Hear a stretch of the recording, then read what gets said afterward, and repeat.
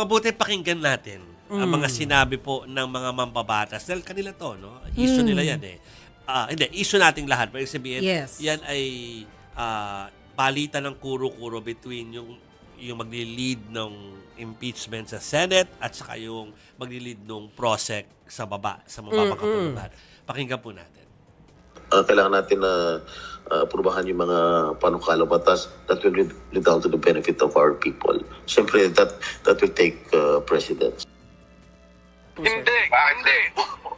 Una sa lahat ano nga ako, February, ang position ko nga, noong February, pwede na nga dapat i-start yung i-convene yung impeachment court eh. So, nasunod na nga yung impeachment calendar ni SP, linagay niya June 2 eh. So nasunod na actually, pero tapos hindi rin pala masusunod. So masyado ng ano yan, sa tingin ko hindi na yan in the spirit of forthwith. I am disheartened because the delay has been long enough. It's very bad for democracy. It's not a good reflection of how the Senate wants to proceed with this impeachment trial. Sir, clarification. But I hope that they will uphold their constitutional duty to proceed with trial forthwith. Hindi ko alam kung tactic po nila yon, pero may delay talaga. We can't afford dramatic changes during po sa mga time na to. Para hindi malito yung mga kapatid natin ha, yung naunang dalawa, sina Senator Jinggoy Estrada at Senator Coco Pimentel. Isang pro-temp, isang minority. Yes. Oo, at yung dalawang nahuli po, pareho pong kasama sa Kongreso, sina Representative Defensor at Representative Ortega. Huwag na tayo mag-expect ng kakaroon ng mga pahayag yung mga in defense of the Dutertes or of the Vice President sa lower house. Kasi ang lower house talaga nakatask naman sila to be part of the prosecution. Yes. So talagang ipoprosecute nila si VP Sara. Yun talaga yung kailang gampanin. Doon siya na-impeach, mga kapatid, diba? Sa lower house. So wag tayo humingi ng kasi baka sabihin ng viewers asan yung fairness di kayo nagbigay ng congressman na in defense of iba yung role nila sa impeachment, prosec po talaga sila, mga kapatid. Teka lang nalilito ko, Juvie, Chiki, kasi ang alam ko, sinasabi ng Malacanang, hindi na pag-usapan sa LEDAC meeting yung tungkol sa impeachment. Pero ang balita ko, ang ibinibigay na sangkalan ng mga lawmakers na pagkasunduan sa LEDAC meeting na unahin muna yung mga priority bills nila. So ano talaga, pinag-usapan ba yung impeachment o hindi? Parang ganito. Wala na naman silang GC. Siyempre may hula ako dyan kahapon. Ano yun? Sinabi ko yung kay Chiki kahapon. Na napaka-telling na merong biglang naganap na LEDAC kahapon. Sabi ko nga sana si Mase para malaman natin kung nakaschedule talaga yun. Pero bigla kasi nagkaroon ng LEDAC kahapon. Tapos, magkatabi si Pangulo, nasa harap ng Pangulo yung dalawang leader ng Kongreso. Pero sabi ko, Chiki, asan parang sarcasm na. Pero kailangan pang sumulat nung hapon. Ng senador, ng Senate President, kay Speaker, magkatabi naman sila dyan. Okay? Pero kahit hindi na pag-usapan napag-usapan or hindi na pag-usapan dyan sa LEDAC kung ano yung plan for the impeachment, the fact lang na merong LEDAC para balangkasin kung ano yung mga dapat nilang unahin sa susunod na mga araw, says a lot about priorities pagdating sa kung anong gagawin. Impeachment or yung legislative work. Nasabi ko nga kay Mase kanina, siguro pwede lang yung sabihin in public, pero ako bilang 2 beses na po ako nag-cover ng impeachment, masasabi ko na napagsasabay po yung dalawang. Yes. Na nangyari na before. Diba? Kaya hindi ko rin, alam mo, naging interesado tuloy ako kung anong nangyari behind the scene. Kasi, syempre, yung nagiging pahayag ng ating mga legislators, ng ating mga lawmakers, sinasabi na, no, we have priority bills Meron tayong mga kailangan na unahin na mga panukala. Inilatag pa kung ano-ano ito. Sandosena. Diba? Para mapag-usapan ng husto. Pero ano bang ibig sabihin ng forthwith? Para parang ilang beses na kasing na-define yung salita na yan. Of course, it's we want the Webster definition of that.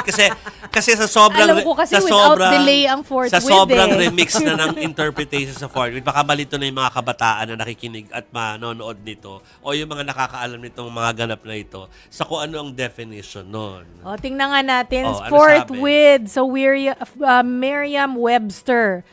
Fourth with means immediately or without delay. Yun pala yun? Oo. Di ba Kasi, natanong na natin ilang beses to? Bakit fourth with? Bakit may delay? Alam ko na tayo ay naging busy sa halalan at sa kampanya. No? Pero alam nyo naman na doon palang Pebrero ay big deal na hindi gawin pa noong panahon na yun. Correct. At saka kasi hanggang ngayon, interesado talaga ako kung ano yung mangyayari na transition from 19th Congress to 20th Congress. Yes. Diba? Kasi maiiba na yung composition ng impeachment court na bubuin ng ating mga senador. Kasi syempre, come June 30, uupo na yung mga bagong halal natin. Although, may mga na-retain, pero may mga nabago.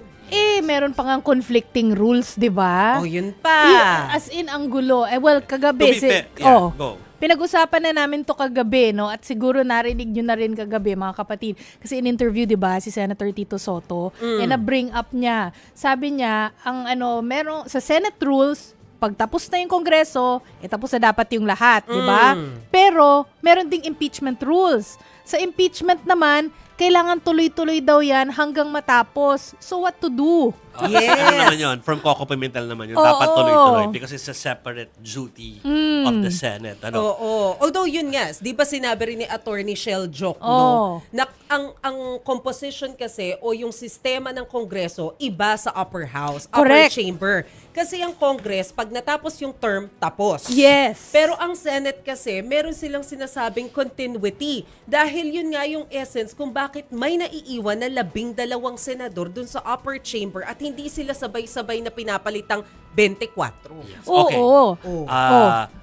To be fair again, kasi baka sabihin, ba't tayo atat na atat dito ba't natin tayo atat na atat na i-push yung impeachment?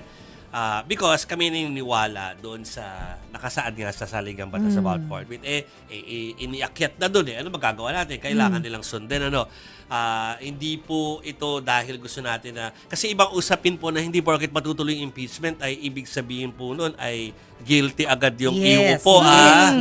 Hindi po. So, we're not even there yet. Hindi yun na aming sinasabi. Ang sinasabi po namin dito, ituloy kasi naibakyat na sa Senate. Ilang naman po yun. Ngayon, lalo na, at sinasabi mismo ni Vice President Sara Duterte sa mga interviews, katulad ng mga interviews ko rin sa kanya sa The Hague, na sila ay handa na to answer this. Bloodbath niya. Kasi para sa kanya, it's an opportunity to answer all the allegations. So, ang punto dito, it will be fair then for her to answer that kesa hindi matutuloy, plus in the hanging, lagi na lang siyang iintrigahin ng mga tao na, ay, hindi mo nasagot to. Ay, bakit mo ginawa to? Ay, bakit may piatos? Bakit may Mary Grace? Bakit may ganyan? So, siya mismo gusto niya na sagutin so ba't hindi siya bigyan ng pagkakataon? Isang venue para doon. And remember mga kapatid, this is a political proceeding. Hindi required na abogado ang tumayo sa impeachment court para humusga. Abay, numbers game din ito. Ilan yung kakampi mo sa Senado? Ilan yung kalaban mo? Abay, wag na tayo maglokohan. Kaya nga nagliligawan na rin sila kung sinong pro at kung sinong anti. Isa pa. Tatanungin mo ngayon, parang sa totoo lang, yamado naman na hindi makakakuha ng numero. Based doon sa bilangan. Kaya natin alam, kasi gumawa tayo ng chart nung election natin na pag tawag dito, sino yung aliado ni ganyan, sino yung aliado ni ganyan, di ba? Pinapakita natin doon sa touchscreen natin.